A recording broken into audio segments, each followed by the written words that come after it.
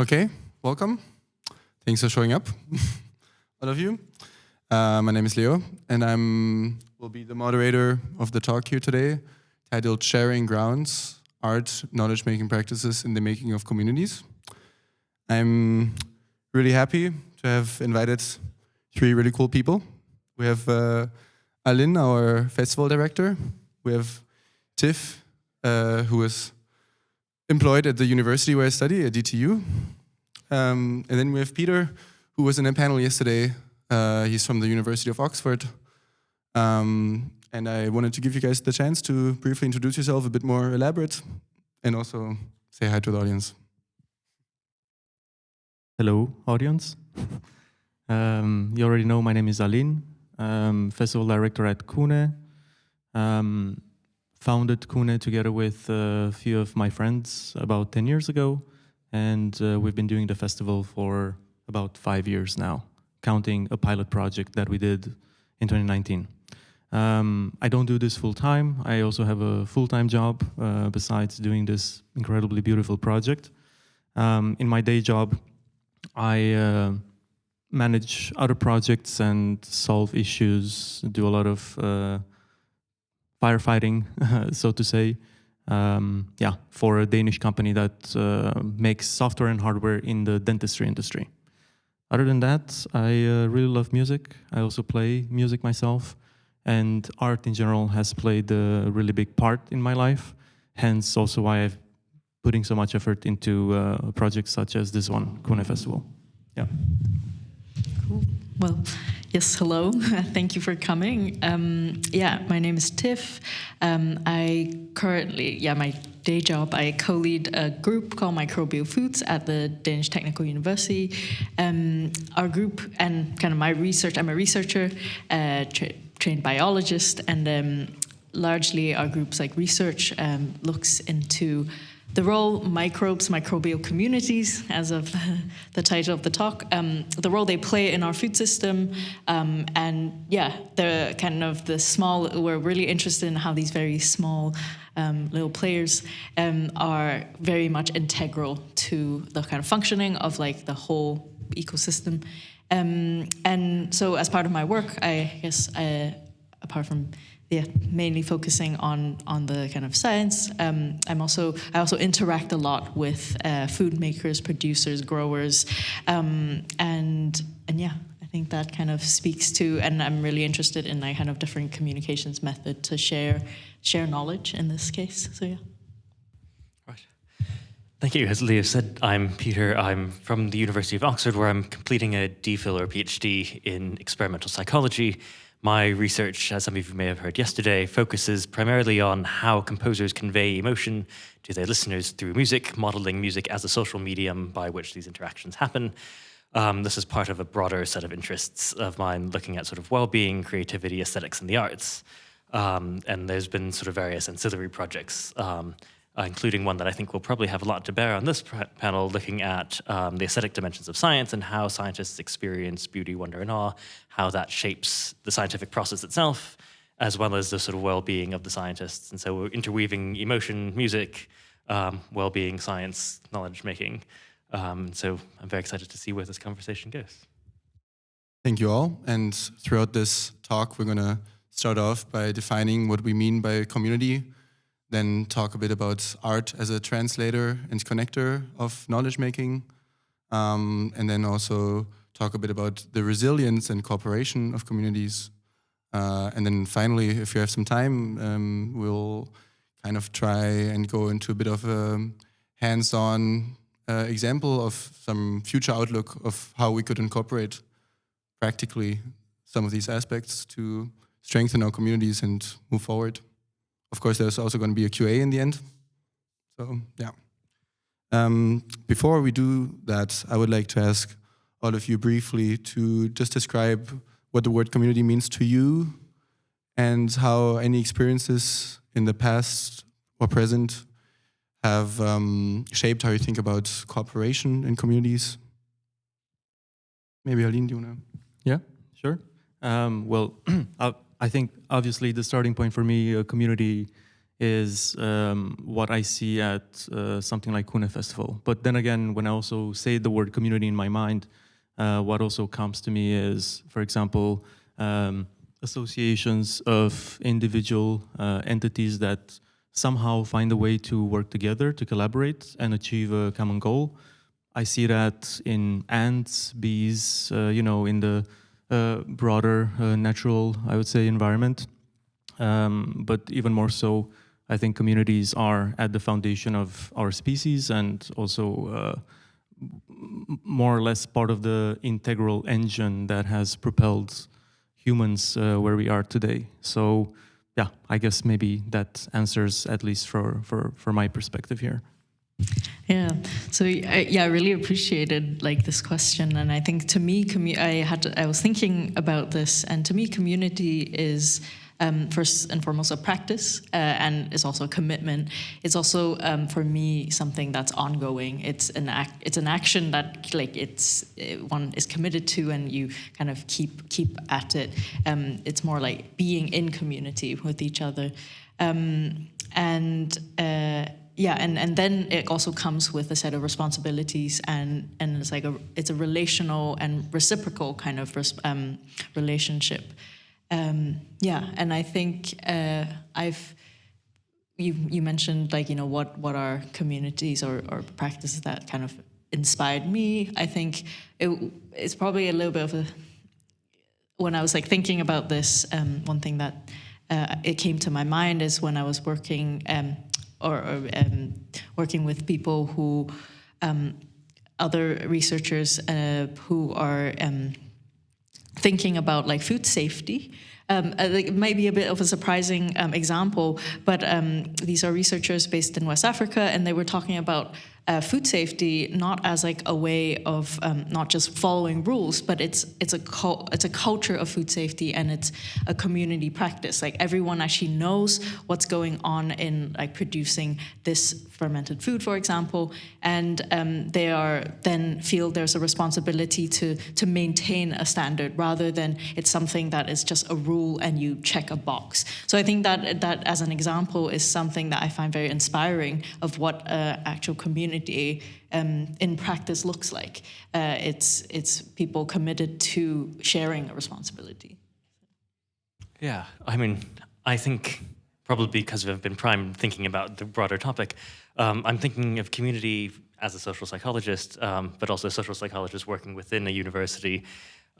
There's some shared aspect that brings people or entities together, not necessarily just people. And there's a certain egalitarianism that comes to that. There's something that has that commonality that I suppose lays that foundation, and it's this relational foundation which is then sort of multiplied from the individual within the broader system, say in the university, so you have a teacher and a student, and then you have a community of students, and you have these sub-communities, and you have structures that are fluid and dynamic, and just because there's hierarchy in some sense doesn't necessarily mean that we're not all engaged in a particular goal working towards something. And then, as you say, there's a certain responsibility to be stewards of that goal, but also of the thing itself, which is forming to address that goal, I guess. Thank you. So I think my choice of the panelists is becoming pretty obvious now, as we have three very different answers, yet they all talk about communities as we understand them, and they are all communities, and knowledge is generated in all of these communities. So we want to turn a bit into how knowledge is generated in communities, whether it's intended or not to. So Tiff, I want to direct a question to you. In your line of work, how do you find that knowledge is generated, and how is it maintained, and what does the process behind that look like? Yeah, I think it's a really good question. First of all, kind of sharing, I think I mentioned a little bit, like in my line of work, a lot of the times I'm working with kind of very diverse backgrounds of people coming from very different disciplines, whether within academia, I will be working with like natural scientists, social scientists, but also then outside of academia and like a lot of publics, as well as very specialists like farmers, growers, food producers, fermenters, and language for a lot of the times people are like finding the kind of common grounds, common kind of what do we each know and not know. And I do find this idea and kind of relating back to the title of the talk, which is sharing grounds, I think as much as trying to find common grounds, also kind of finding uncommon grounds. Like, what is it that things are unfamiliar with? And I think in order to do so, the first step in like kind of working and knowledge making is often a really important step is actually to listen. And I think having always kind of making sure there is that time and space for a group of people who haven't worked with each other to get to know what are the different kind of maybe existing known knowledges and different ways of knowing and understanding to try to reach like some sort of like common way of then navigating this and also like starting off what do we each want to know and then how do we kind of shape it from there. So I think that is what a process commonly looks like. It's often very open, but it really starts with the first thing is actually to listen. Thank you, Tiff. And since we're later going into arts and music as the translator of such, I wanted to ask you, Peter, how do emotional experiences in groups or that we have individually but as part of a group influence this process at all? Does it have an influence or does it matter? Yes, absolutely. So emotion, I think of emotion as one of a sort of three aspects of sort of the core psychology of what we do. When we talk about sort of forming knowledge in these sorts of communities, there's emotion is often not where people go first, and part of my research is trying to sort of recenter emotion a little bit. The other areas are sort of cognition and motivation. Cognition probably gets the most attention because it's sort of the intellectual side and how do we think, how do we process knowledge, how do we store and encode it, and then motivation, why do we seek knowledge, and the sort of individual differences in personality that go into that. And I think often emotion is overlooked in this.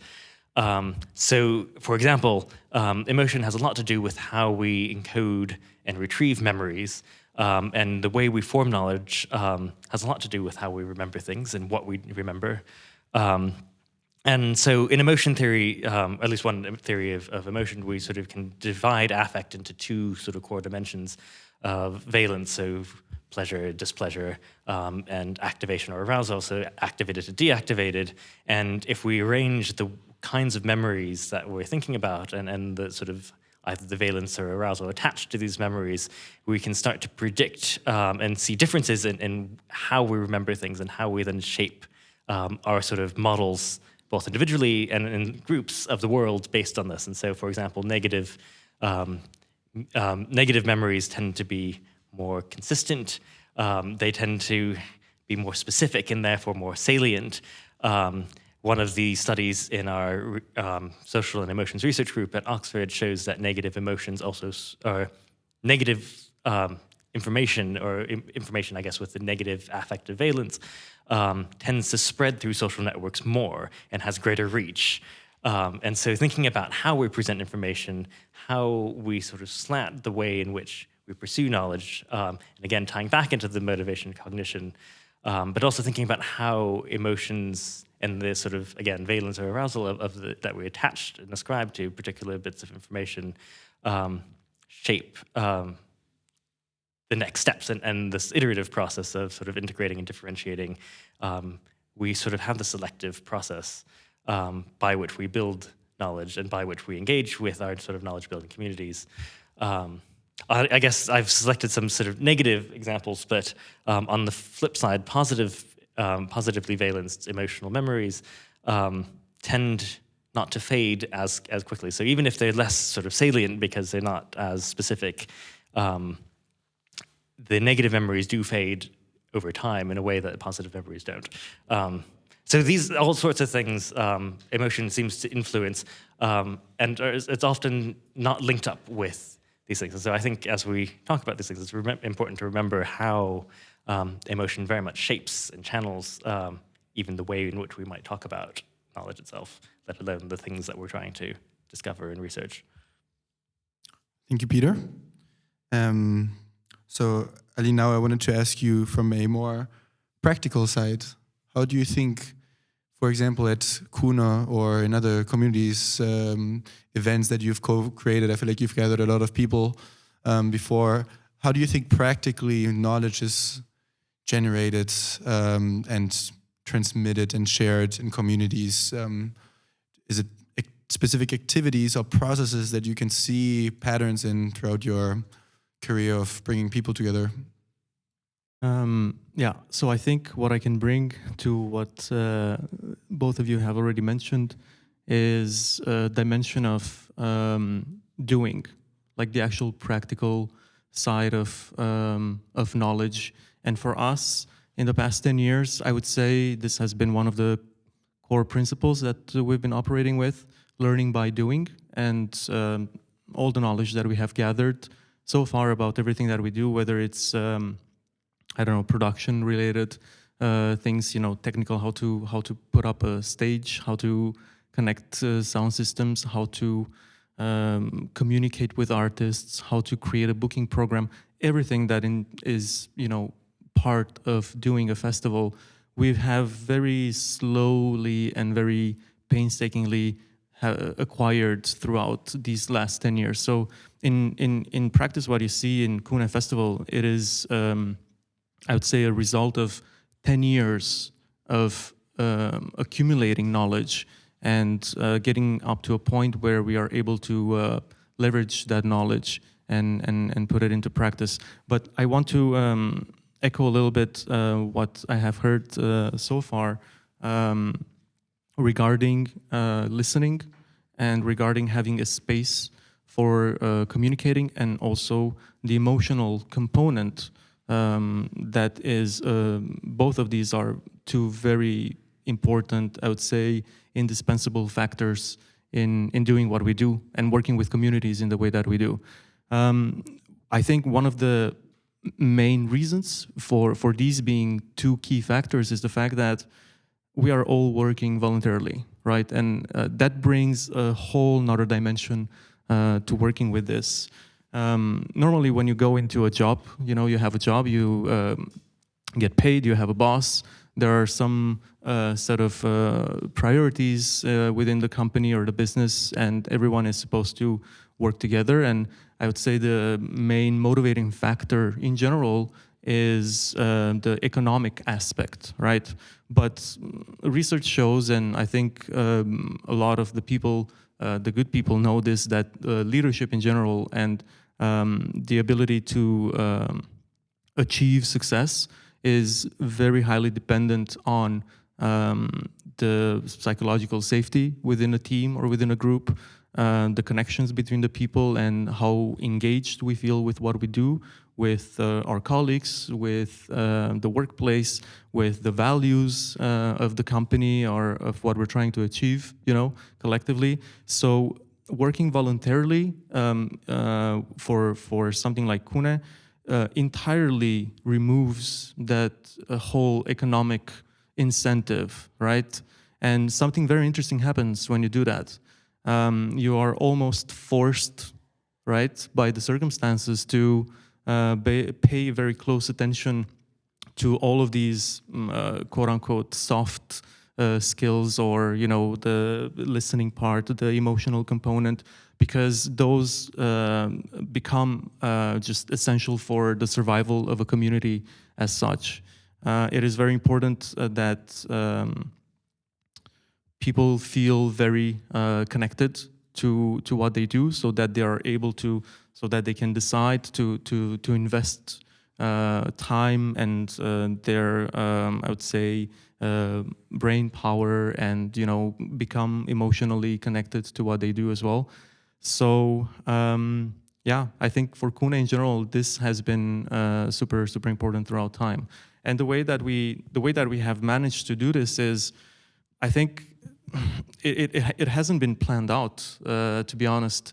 But what has worked for us really well, it's been the fact of being able to sit together in the same room and be vulnerable, be open, communicate about the things that hurt us, communicate about the things that we love doing, and always have some degree of flexibility in understanding that, yes, there is a, I would say, main goal that we're all trying to achieve, but at the same time, achieving that goal is dependent on how connected and the sort of individual priorities within the group. So it becomes like a sort of a feedback loop, or like a self-reinforcing mechanism, in a way where one cannot exist without the other, right? And if you break one of those, if you do not have, like, for example, a clear main objective that everyone agrees upon, and at the same time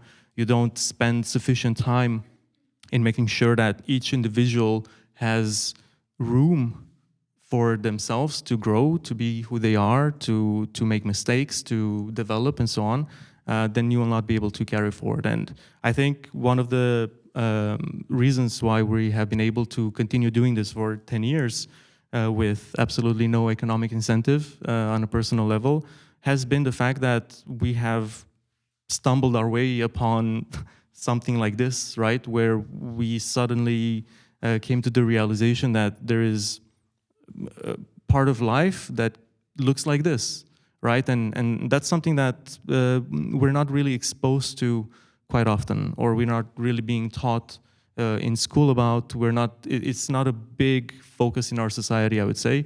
And I would say maybe for good reasons in that way, because we are so growth-oriented as a society, right? So economy has always been playing a big part, but I think there are maybe parts that might be missed out when that's the only focus. Yeah. Thank you. So you've mentioned that volunteering already is a good feeding ground for knowledge to thrive because of this conduct that you give to yourself and to each other. And I want to talk a bit more about the actual process of realizing the knowledge making.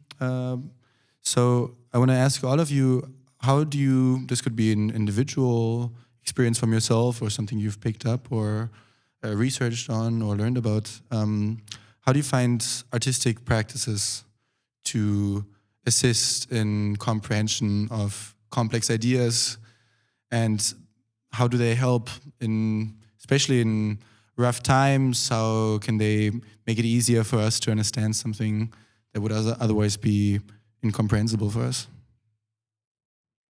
You can just take turns.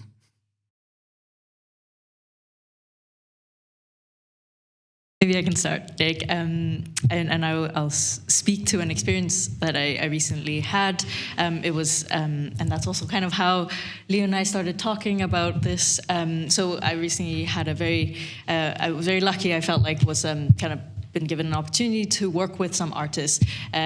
Basically, in itself, it's an experiment of trying to bring artists alongside scientists to try to communicate like complex challenges that we're facing. I was talking to Alin about it earlier, and these complex challenges include, the climate crisis, like things that don't really have a very good press. I feel like the climate crisis and justice movement suffers from a bad press right now. And so basically was like given this opportunity to work with artists to try to communicate some of these biodiversity challenges and sustainability challenges. And what I've found, oftentimes there are so, like, as you mentioned, Leo, it's very complicated, very complex, so many layers, and everyone who engages with that concept would have a different experience. And I feel like artistic practices or like practice-based methods they often communicate an idea beyond just words. And also the words that are used are not just merely a translation of meaning, but rather it sometimes is like the medium that holds, like poetry, for example. There's like a page of words, but they're not trying to tell you how you should feel, but rather describe a scene, describe an experience, and then you subsequently, as the reader, try to relate to it. And I think, kind of art-based methods, whether it's kind of soundscapes or installations, has this kind of dimension of kind of grounding you to connect through your senses and not just kind of working like cognitively alone. I think maybe Peter have a lot more to speak to this, but so this is kind of where I see it. It's oftentimes involving multiple senses, and that also relates to other parts of my work where you're thinking about food that is. It's an entire experience. It's not just about taste. It's also about texture, about kind of associations and memories. So I think this is where I have seen, when we say art-based methods, like kind of the kind of power that it has, and why it's very more. It oftentimes emotes, like motivates your emotion. So yeah.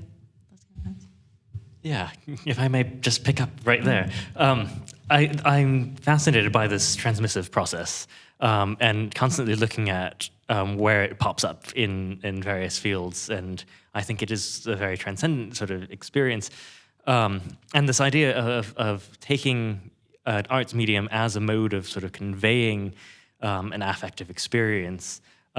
We look at inspiration contagion in creative writing and how an inspired poet can produce a piece of writing that actually motivates the reader and increases the state inspiration of the reader, even without direct social contact. And we're thinking about sort of using that sort of transmissive process to try to shape that motivation towards critical crises that we're now facing, and trying to translate that is certainly one area. Another area where we're trying to understand how the arts might inform the way in which we approach scientific discovery and knowledge making is looking at improvisation. So musicians certainly improvise, and a lot of what happens here, I think, is a sort of an improvisatory flow state. But then going beyond the music to looking at how an artist, visual artist, might improvise a sketch, and looking at this process, and then trying to move gradually away from sort of the more ephemeral arts media to more concrete things, and basically sort of working our way towards the scientific practice and looking at how scientists can improvise ideas and brainstorm, and how this informs the way in which we can sort of approach problem solving in a completely different way. And then finally, this seems like a very ripe area because scientists themselves, in a sociological study that I've been involved in over the last several years, we started by just asking scientists why they do science. It's a very difficult field in academia, especially lots of burnout and things. And we were surprised that lots of scientists sort of responded by saying it's for the beauty or the sense of wonder or the sort of awe experiences. And so we did a follow-up study looking specifically at scientists, or the aesthetic dimensions of science, sort of these experiences of beauty, wonder, and awe.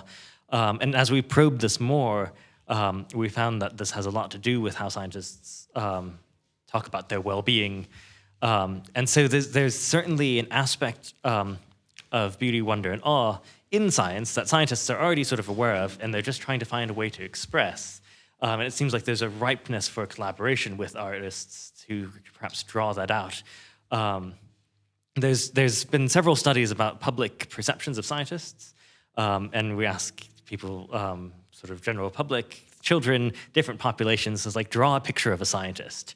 And inevitably, it's a balding white man with glasses and a lab coat holding some sort of pipette or something. And this also tells us a lot about the social condition of how science is viewed. But it also says a lot about how science hasn't really thought about its image. And even just using this sort of, in a sense, artistic task and asking people to sort of create the image of the scientist, can we then invert that and say, well, draw what you think a scientist should look like? And it creates these sort of dialogues. And this is a way you can bring communities together as well. I realize this is sort of perhaps anticipating where we might go next.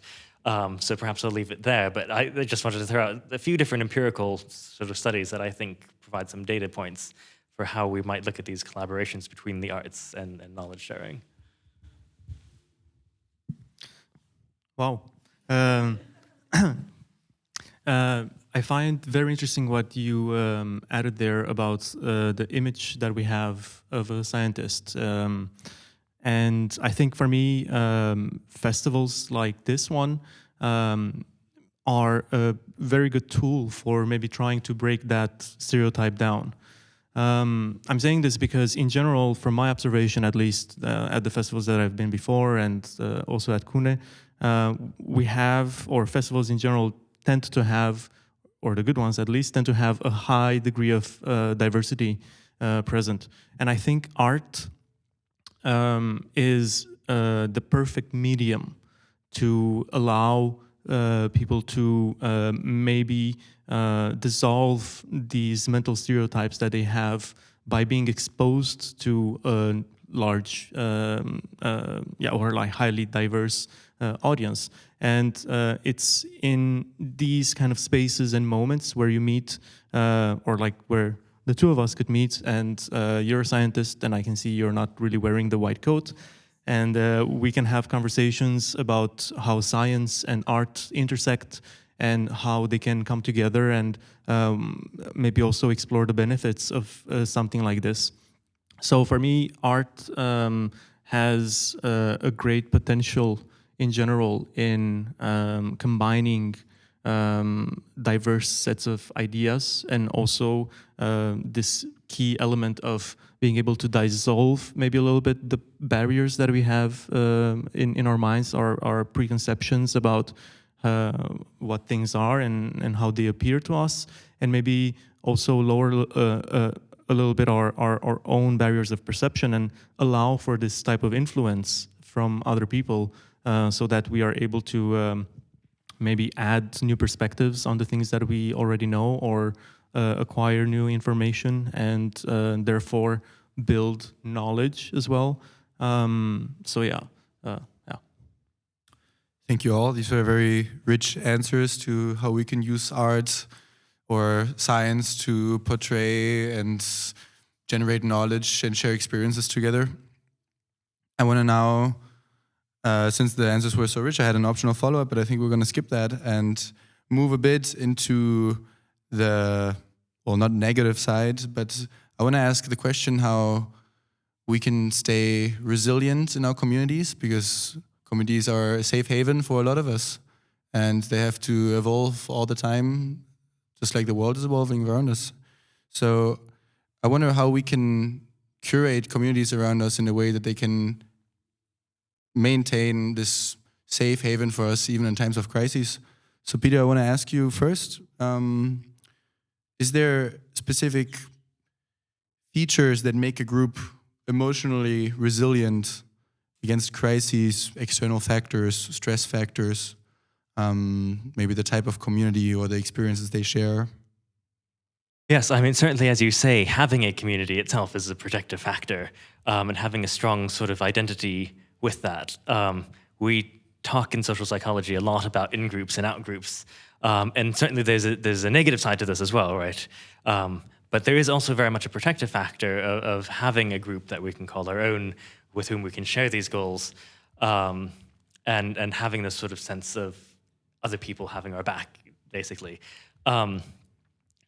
To continue to draw on this very rich data set of scientists, since this is the sort of population of interest, and how the sort of emotional side of things gets wrapped up in it, these aesthetic emotions of sort of beauty, wonder, and awe, and these responses to these experiences is something that came up again and again in these studies. And one of the other sort of aspects of this research was lots of people in science are burning out. There's a strong desire to leave. There's a high attrition rate.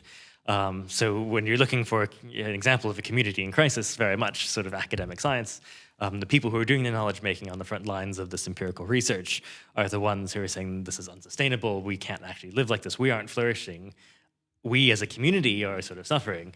And so then when we ask them about these experiences that they're having and why they keep going, and they start talking about aesthetics and the arts, this was very intriguing for us. Amongst other things that we asked them were about their vocational identities. So whether they sort of relate to themselves and their self-concept as sort of a scientist, whether being a scientist is sort of integral to their self-concept. And this, again, sort of speaks to how these communities form and define themselves, whether you define yourself as an individual by the community of which you're a part. And so the scientists who have a higher vocational identity were much less likely to leave. And leaving intentions or express intentions to leave, because once people leave, it's very difficult to actually get data because they've gone, which is another problem when we're looking at these sort of social factors. But having high scientific vocational identity shows that a negative correlation with leaving intentions, which seems like it might be a protective factor. Like if you're really invested in this work, again, is what you're saying about like, you're not doing it for the pay, certainly. You're doing it because you believe in the mission. The only problem is we discovered that there's actually a suppression effect where the scientists who have a strong vocational identity may be experiencing the same levels of adverse conditions, may be experiencing the same or more higher levels of burnout than their colleagues who do see it as just a job. But they're not leaving when their colleagues who think, oh, this is just a job, it's not worth sacrificing my well-being over. And so there's a suppression effect. This is where the sort of aesthetics come back in as a protective factor, where scientists who experience these sense of beauty, wonder, and awe, these aesthetic emotions, if you will, actually experience higher well-being. It's a slight effect in our data set. We need to look at a much broader sample. This is in an international study with just 4 countries. But they actually see a positive effect. So if they are experiencing these things and have the environments in which they can experience, and not only experience, but also share with their colleagues and form the sense of community, say, I had this experience, I'm excited about this, and share these emotions, we see a slight buffer against the burnout and negative effects. Have I addressed your question? I think I've gone slightly off. So how do the emotions sort of affect in times of crisis, right? And so creating a space in which these aesthetic emotions and the thrill of discovery can be normalized and the sharing of them can be normalized is perhaps one way in which we can help protect this particular community. There's all sorts of other social issues where, for example, female scientists feel less comfortable sharing that because it's seen as a more fluffy, less sort of rigorous empirical thing, and there's sort of a stereotype threat. And so there's many layers to sort of work through. But it suggests that there's something there that, as Callum was saying at yesterday's panel, it's a fairly low-cost thing. So if you're pitching it to somebody who only cares about the bottom line, you can say, well, if we just allow scientists to experience aesthetic emotions more and be able to share these with their colleagues, hypothetically, there are much greater returns for science, but more importantly, to me at least, there's many greater returns for their well-being as well. Great. Thank you. Tiff, so for the sake of having a Q&A after and looking forward, one last question to you, Tiff, because I think that might be interesting to stress the interdisciplinary approach we have here and to also showcase the different types of communities and maybe lend perspectives from communities where we don't necessarily expect them in our understanding right now. So I wanted to ask you if you have any metaphors or models from your research of communities that you've encountered and how they share and cooperate with each other. Yeah, thanks for the question. I love a good metaphor question. So yeah, I was thinking about this, and I think one metaphor or imagery I would like to kind of share kind of comes from a lot of the work that I do.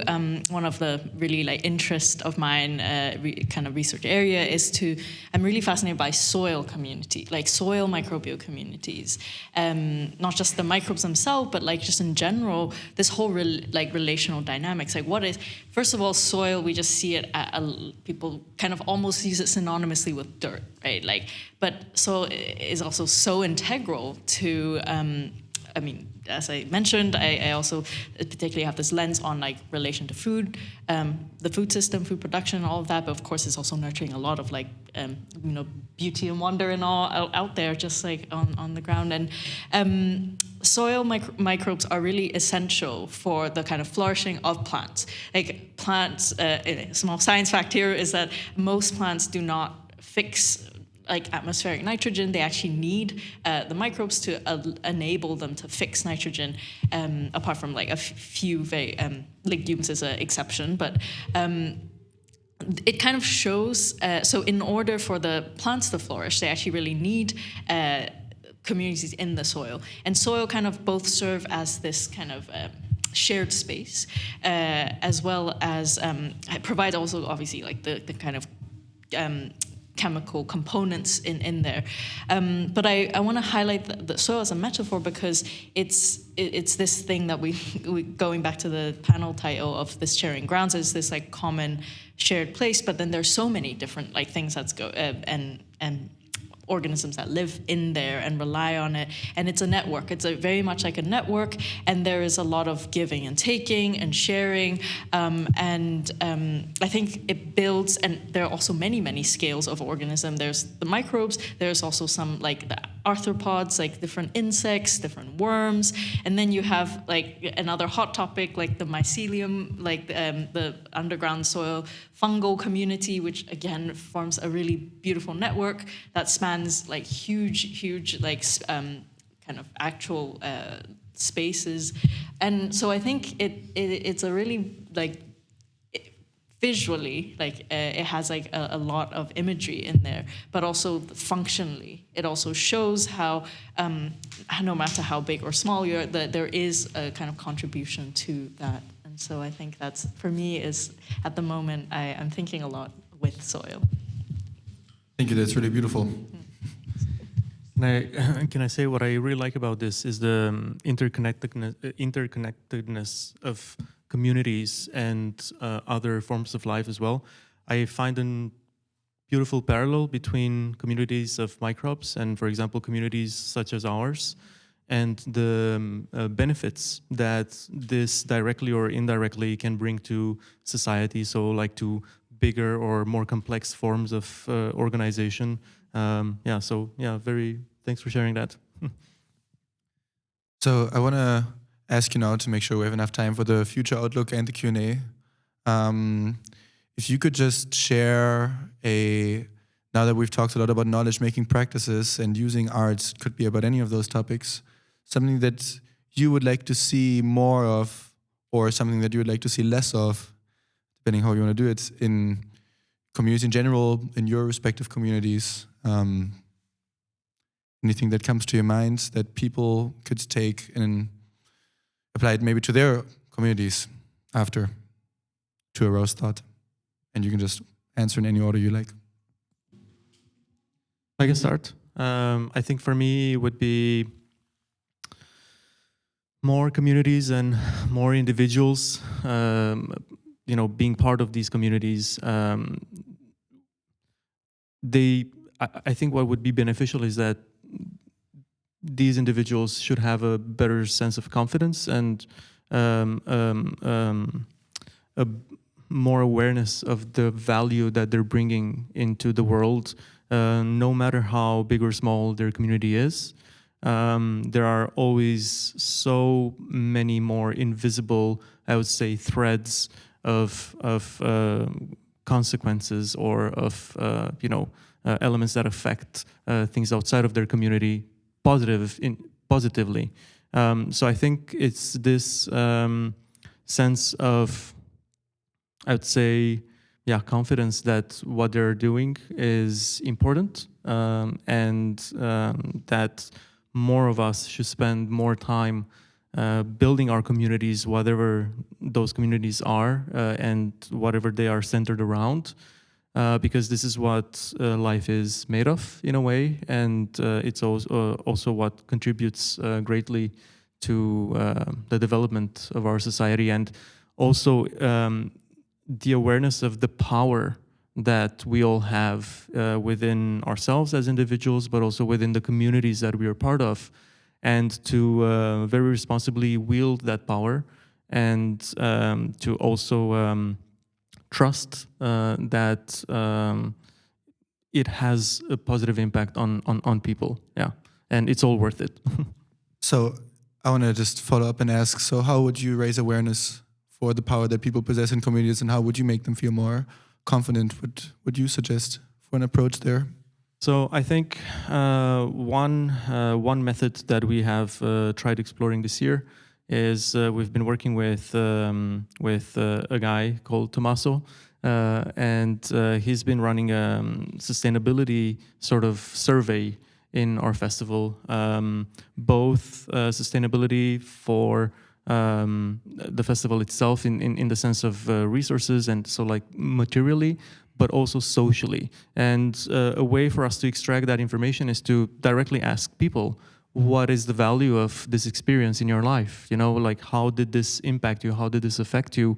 What are you carrying forward with you from this? And having those answers, it's obviously fitting directly into our own understanding of our work, and allows us to match between what we think we are heading towards and what we are trying to dissipate in the society and the community that attends our festival, and what is actually happening and what the actual effect is. And sometimes there are cases where we're surprised. We've done that in the past, albeit it was a little bit more limited. But now I'm really looking forward to see what this survey study will bring us. Yeah. Tiff, what would you like to see more of? Yeah, I was thinking, one of the things, like, how we've been talking about communities, we're talking about knowledge making, and one thing that I think we shouldn't be afraid of in these kind of when we're in pursuit of trying to make sense of something together, is to also be okay with not knowing. And I think it's and as part of that brings out like a sentiment that I think like humbleness and like humility is so important, because like to kind of accept that there are things that you don't know, and then we can figure out like a way to kind of get to know, whether it's each other or some new knowledge that we're trying to like make sense of. I think that kind of process, that kind of humility, which will also come with humor, like actual humor, and I think it should always be like joyful. It should always be fun. And I think kind of adding to, I think what I'm saying, like it made me also think of what I'd like to see more of. It's also like room and space and time to give feedback to each other. I think that speaks a lot to some of the, more kind of imagery thing that we talked about in a community. It's a network. It's something it's about connection. But there's irony in there if we cannot really have the feedback, if it's only one directional, kind of only one way of, it's not really communicating, it's just very didactic and like almost like a lecture. So I think like the kind of direct bidirectional feedback is something that I would like to see more of and tries a lot to practice in the way in which I'm practicing my community work. So yeah. Yeah, I'd like to echo that. And perhaps unsurprisingly from the sort of social emotions researcher, I'd really stress the sort of social, emotional, relational aspect. I think these relationships that form the communities, I often, at this level, can be taken for granted, where it's like, okay, we form this community, but what about these individual unique connections that form up the sort of nexus within it? As you were saying in the metaphor, well, in the soil and so on. I have a background in philosophy, in addition to psychology, and I've always sort of been struck, and I really appreciated the sort of Aristotelian image of the importance of friendship for excellence and for flourishing. And Aristotle talks about how we need to live in communities of friends and have that sort of friendship relationship, whether it's sort of just people we enjoy spending time with, whether it's with people we work with, or whether it's with the sort of unique, true friends that we sort of share and will give our lives for, perhaps. All those different levels of relationship throughout our lives, but we cannot flourish without a community of friends. And so I'd want to always center the focus on those relational aspects, and I think the rest sort of comes from that. Thank you all. I would like to open up for the Q&A. If there's any questions that you've had throughout the talk, maybe I'll just repeat them into the microphone after you. So the question was that compared to how we used to do communities where it was time dependent, building relationships over time, how is the new effect now of building communities at a fast pace, at a much higher rate through social media and the new development of communication methods in a generally much more fast-paced environment? Is there anything getting lost there? Yeah, if I can start. So for me, when we talk about communities online, there's also the component of how long would these communities survive, and what is it that they are going to achieve, right? Is it a matter of belonging to an idea, or is it a matter of contributing to something? You mentioned the word influencer. That normally has this, I would say, side of like this one-sided way of communicating to an audience, right? So I would ask the question: is that a true community? A true community? When it comes to digital spaces, I will say that for us at KUNE Festival, for the better part of the last 3 years, we haven't had an office. We haven't really had a physical space in which we can congregate and exchange information, or just like have that physical aspect of it. So we have used the digital environment for continuing to build our community and for staying united, for exchanging information. But I think it is very dependent on the nature of the relationships between the individuals.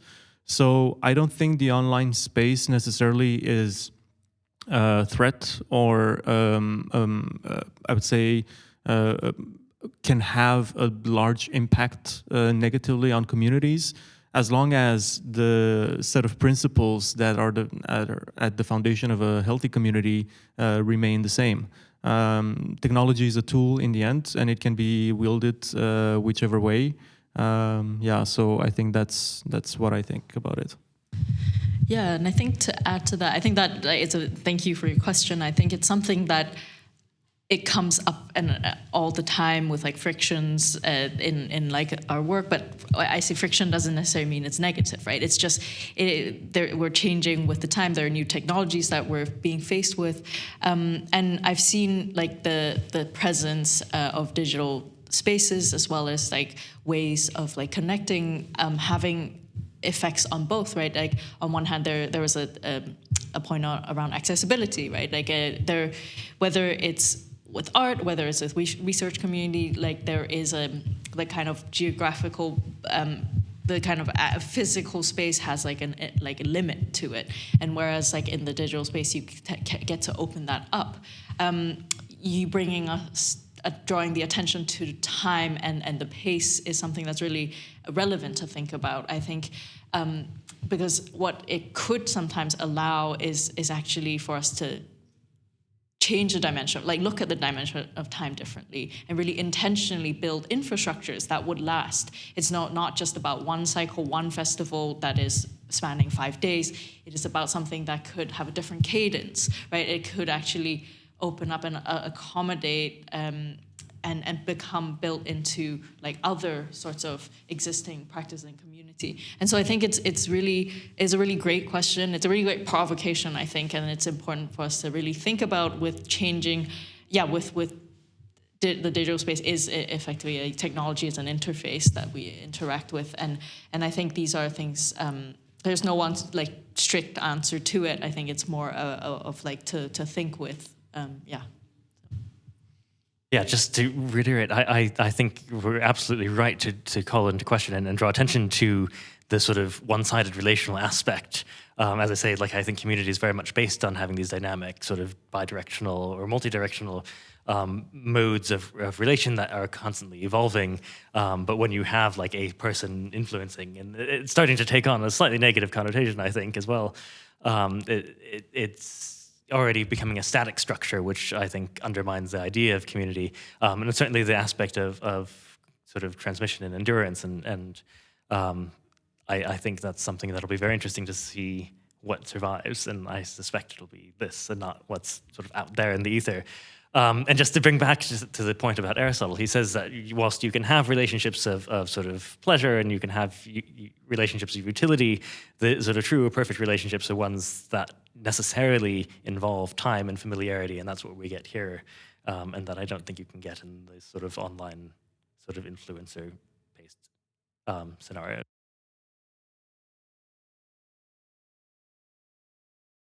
Yes, so the question was if there's a threat to more healthy and sustainable communities. We kind of touched upon it in the last question, but I think there's more together there.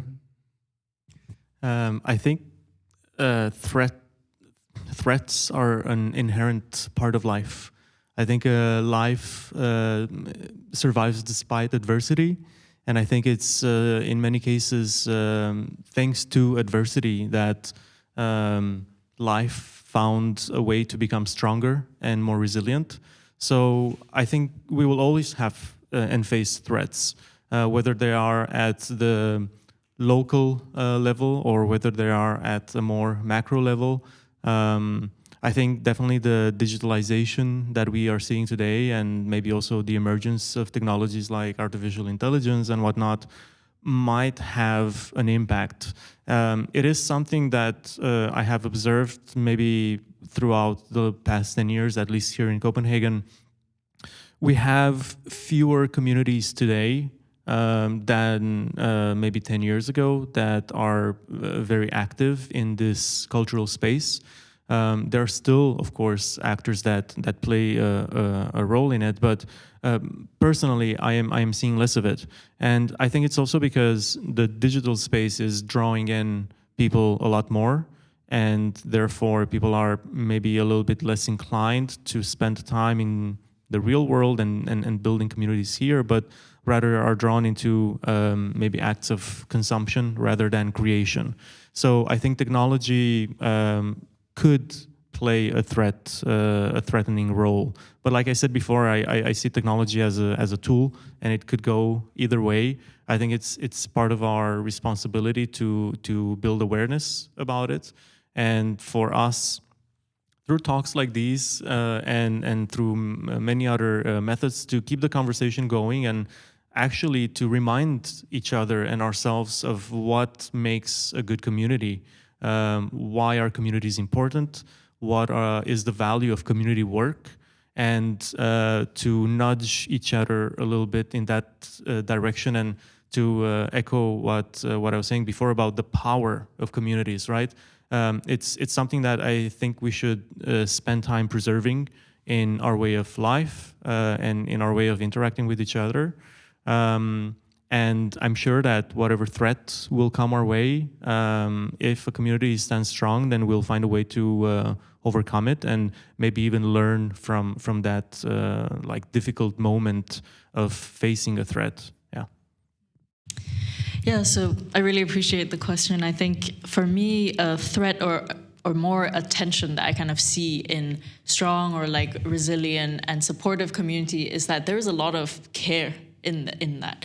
And tying back to another like kind of theme that has come up again and again throughout this panel is time, right? Like care takes, and it's effort, it takes a lot to maintain, and not in a bad way. It's like, but in order to do care work, it's I think that also the problem is that it's not recognized as valuable in very much in this kind of fast-paced capital world, right? Like it's not, we don't have at the moment like kind of default and built infrastructure or structures to support that. It's not celebrated, right? And if the dominant kind of like narrative kind of is supporting like productive, just churning things out, like work like care work is not very much appreciated, whereas it is necessary for a strong community to stay together. So I think that is a tension that I see, but I think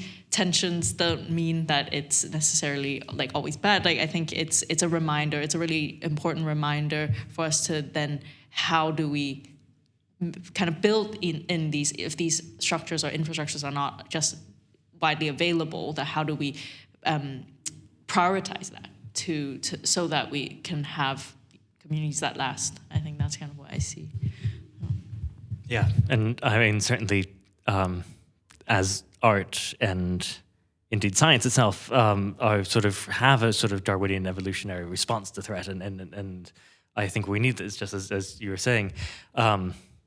I think, I guess it's my job as the sort of emotions researcher to also say, I think when trying to identify what the threat is, which it's often useful to follow the emotion, and this ties back to our work in our lab looking at how negativity spreads, right? And at the moment, I think one of the biggest threats to forming sort of healthy communities is the fact that there's this massive inflation of negative content out there, and communities forming specifically to create these negative messaging that form around negative messaging And at the moment, at least, I think the emotions research and sort of just following the affect trail says a lot about what the present threats to healthy communities are.